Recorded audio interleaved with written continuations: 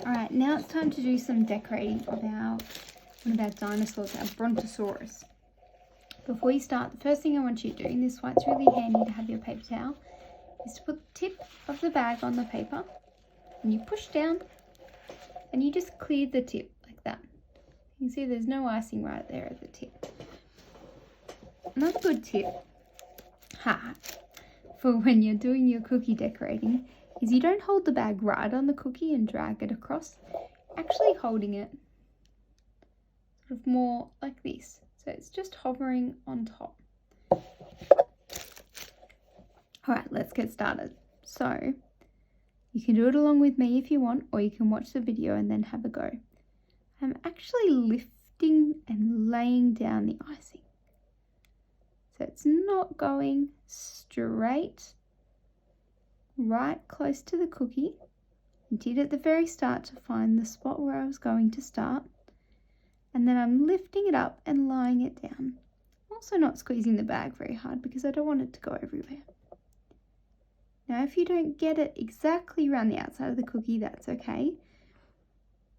I'm doing mine a little bit away from the edge so I can show you how you move your icing to fill in and meet the shape of the cookie.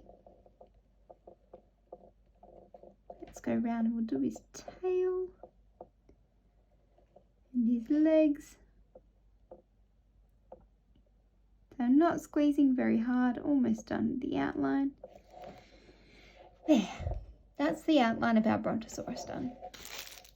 Now you check your icing bag and make sure it's not dripping. If it is, use your paper towel. Tip down, paper towel over, push, and then you check. You make sure that there's no icing there in that tip. So when you're decorating cookies, sometimes you have, some people like to use two different bags. I like to use one where it's all one consistency. But what that means is that you can't make your outline very thick.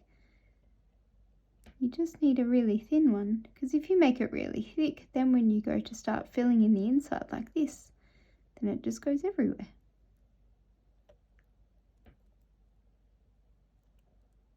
You start almost like you're colouring in. Now I'm squeezing a little bit harder for this one because you're getting more icing out, but you don't want to squeeze it so hard that you can feel the bag start breaking, or that so much icing comes out that it just goes everywhere. So just squeezing a little bit harder than what you were when you were doing the outline. Now you've got 3 different colours in your sets. You can choose if you want to do blue neck or a blue head or a green, whichever colours come with your set. That's okay. You can do some different patterns, you can do some stripes. You don't have to do it the same as mine. I'm just keeping mine as one colour because it's a little bit easier when I'm doing the video for you. Okay, so filled in lots, but not all of it yet. I'm going to go back to this area where there's a little bit of a gap and just put a little bit more icing in there. I'm not squeezing very hard. And you might hear me readjusting. What I'm doing is here's the knot, and I'm holding it below the knot and pushing the icing down. So it's really full down here. Otherwise, you'll end up with a bag like this. This was at the end of one of my sessions. Is that there's a little bit of icing here, a little bit here, a little bit here. But what you want to do is you hold just below the knot or the tie, and you push all the icing down. So the bag looks quite full like that.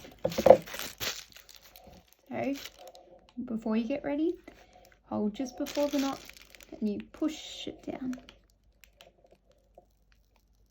There you go. And I'm squeezing a bit harder now, but not so much that the bag is going to break or that all the icing is going to come out at once. Fill in a few more gaps. And we're almost ready to use our toothpick. So I'll grab my toothpick. And this is where you're going to fix up the outline if you would like it to look a little bit different to what it does right now. So So I'm not touching the cookie. My toothpick is actually just going the icing.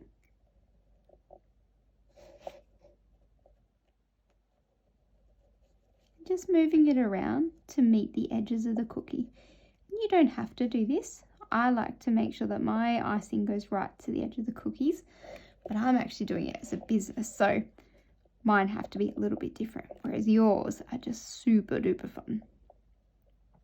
So using your icing to make sure it's really even, because when it dries you want it to be really flat, not lumpy. And if you've got more icing in some sections, like right here, then it's going to look a little bit lumpy. I'm going to turn the cookie. If you need to turn the cookie, just put your finger close to the table or the plate and you just push it around. You don't need to grab it. You just spin with your fingers like that. It's very important to spin your cookie if you need to, rather than trying to get your elbow on the table to look around it.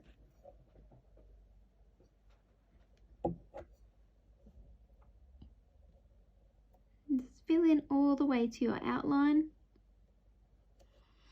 And then we're going to do some sprinkles after this. Okay, so now I want you to look really closely at your cookie. Can you see any bubbles? If you can, I want you to go pop with your toothpick. Because if you've got bubbles in there, that was a really good one. If you've got bubbles, it means that when it dries, that air bubble might actually pop. And then that will leave a really big dent in your cookie.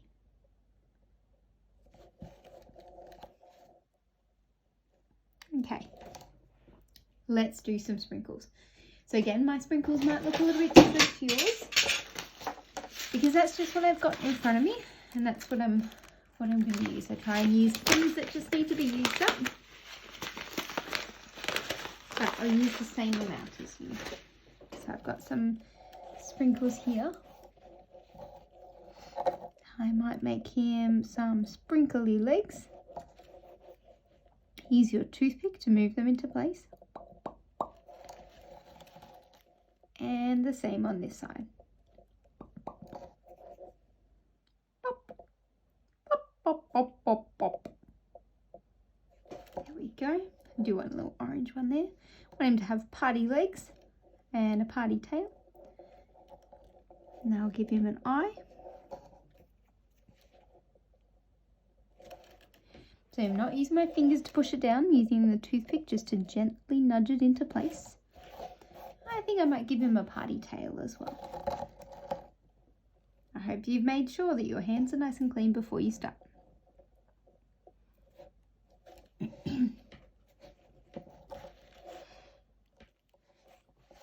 And let's give him a scarf as well.